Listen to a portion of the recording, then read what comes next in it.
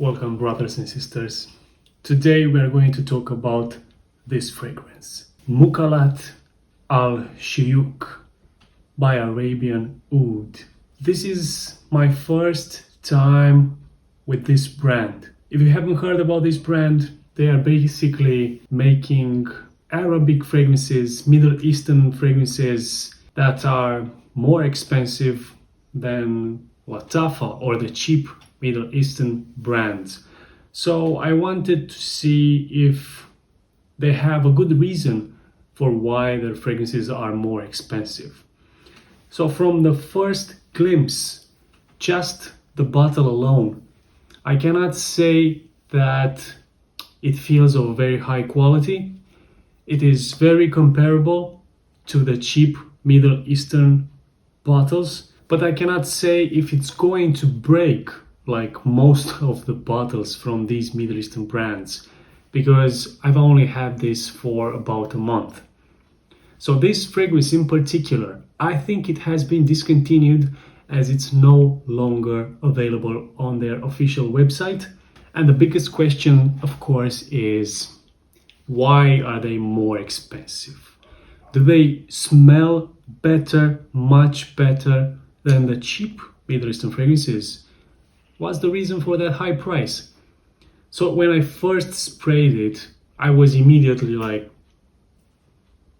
I can get this smell for a lot cheaper. I have smelled this before in a lot cheaper fragrances from Rasasi, from Oud Al Zafran, and many other brands. First spray, it's going to be a medicinal rose oud combination. Something that has been done and I have smelled many times before. So definitely my first impression was, why pay so much more to get that common smell?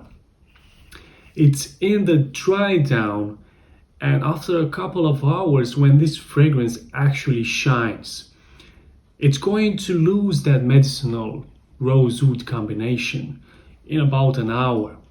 It's not going to be that prominent. It can still be felt at around 1 hour, but at that time, this fragrance is going to actually reveal why it's expensive, what it can actually do, and how complex it is. Because all different sorts of notes can be felt, but in a beautiful blend, with the rose being the most prominent note.